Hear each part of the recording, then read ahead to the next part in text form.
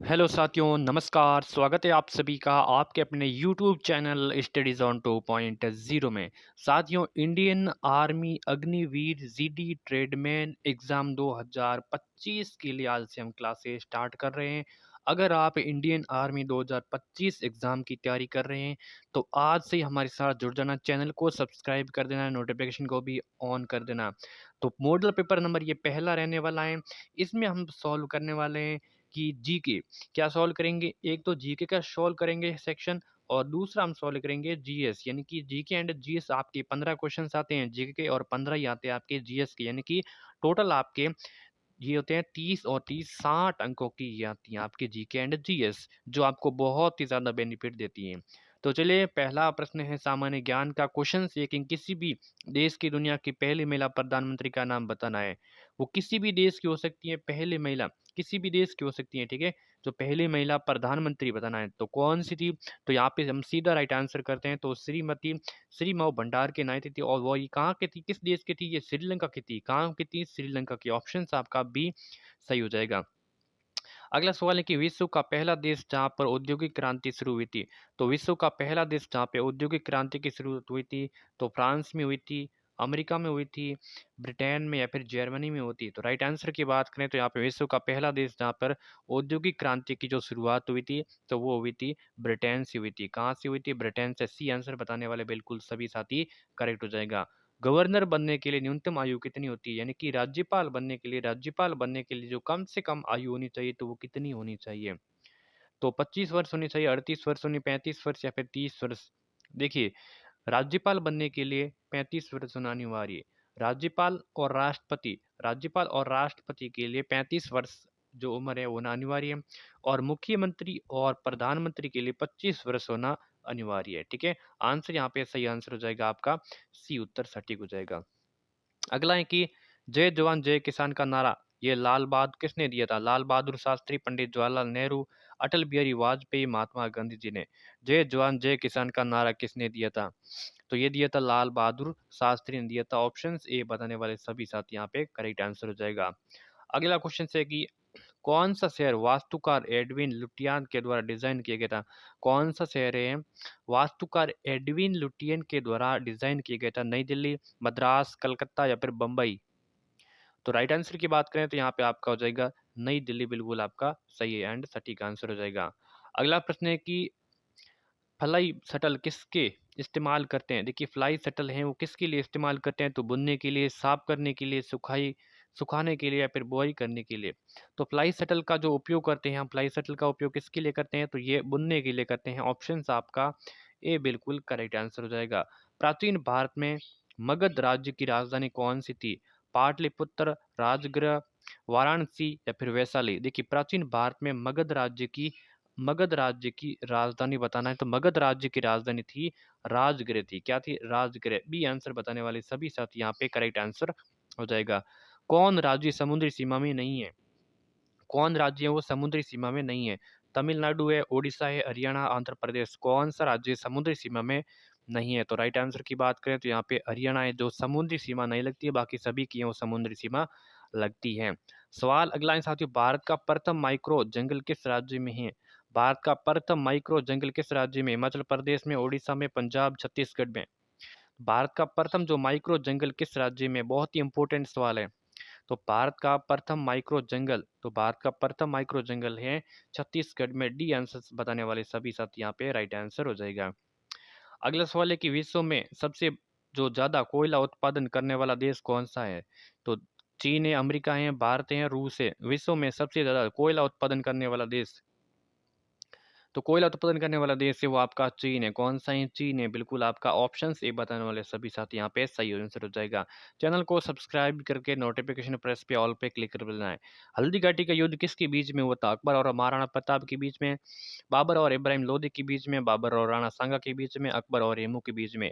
साथियों, हल्दी घाटी का प्रसिद्ध युद्ध हुआ था अकबर और महाराणा प्रताप के बीच में हुआ था। 18 कब हुआ था, 18 जून 1576 ईस्वी में। 1576 ईस्वी में ये युद्ध लड़ा गया था।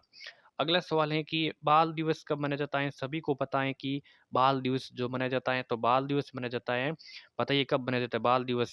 12 जनवरी, 14 जनवरी, 5 सितंबर या फिर इनमें से कोई नहीं। बाल दिवस कब मनाया जाता है? बाल दिवस मनाया जाता है 14 जनवरी को बाल दिवस मनाया जाता है। अगला है कि वायुसेना का प्रमुख कौन होता है? तो एयर चीफ मार्शल जनरल होता है, लेफ्टिनेंट होता है या फिर इनमें से कोई नहीं। वायुसेना का प्रमुख कौन होता है साथियों? वायुसेना का प्रमुख बताइए। तो एयर चीफ मार्शल होता है वायुसेना का प्रमुख। कौन होता है? Air chief marshal. मीनाक्षी मंदिर कहाँ पे है? तो तमिलनाडु में है, उड़ीसा में है, उत्तराखंड में है, राजस्थान में है।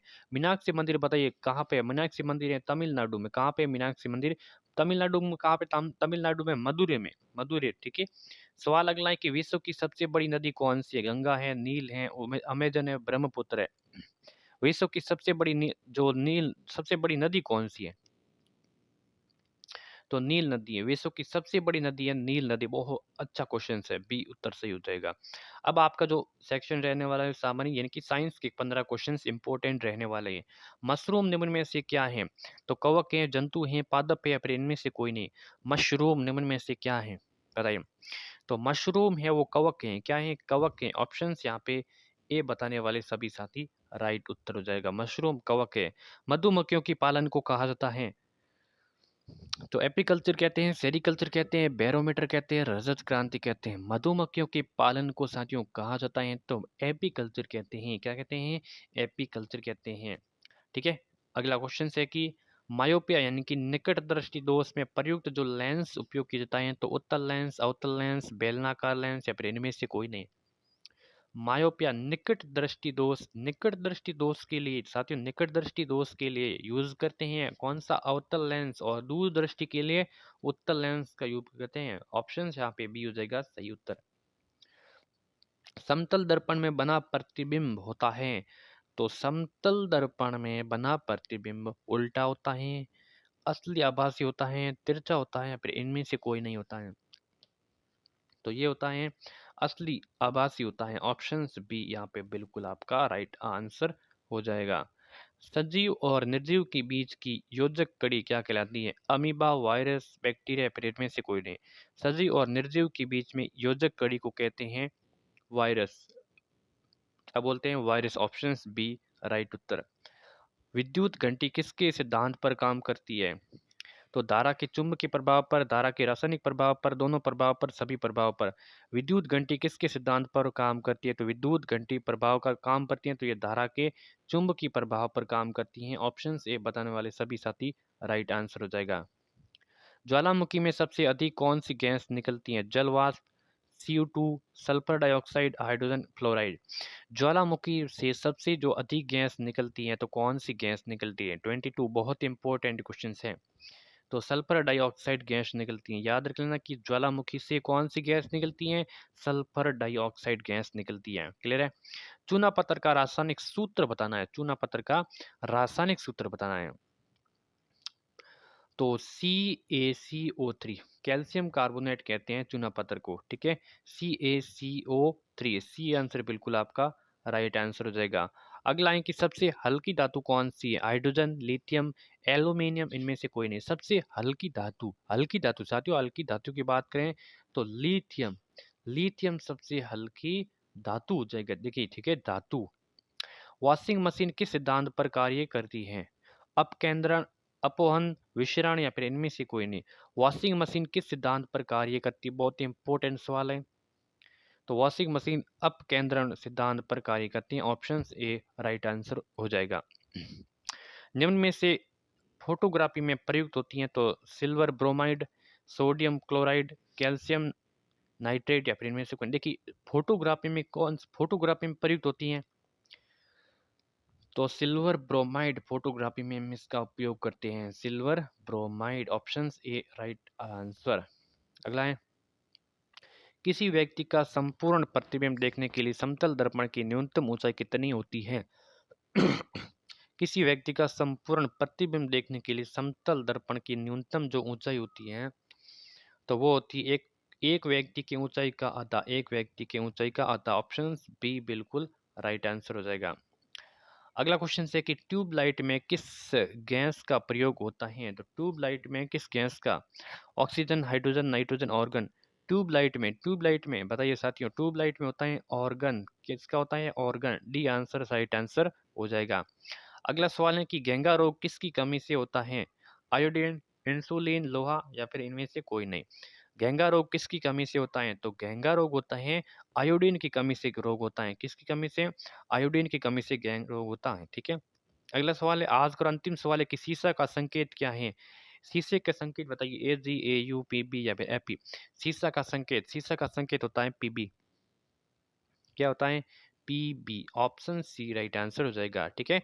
तो बस 30 इंपॉर्टेंट क्वेश्चंस। क्लास कैसी लगी? लाइक शेयर सब्सक्राइब कर देना, ठीक है? आर्मी आर्मी की तैयारी कर रहे हैं अगर आप 2025 के लिए, तो आप सभी को चैनल को सब्सक्राइब करके ना नोटिफिकेशन को ऑन कर देना, ठीक है? जय हिंद, वंदे मातरम।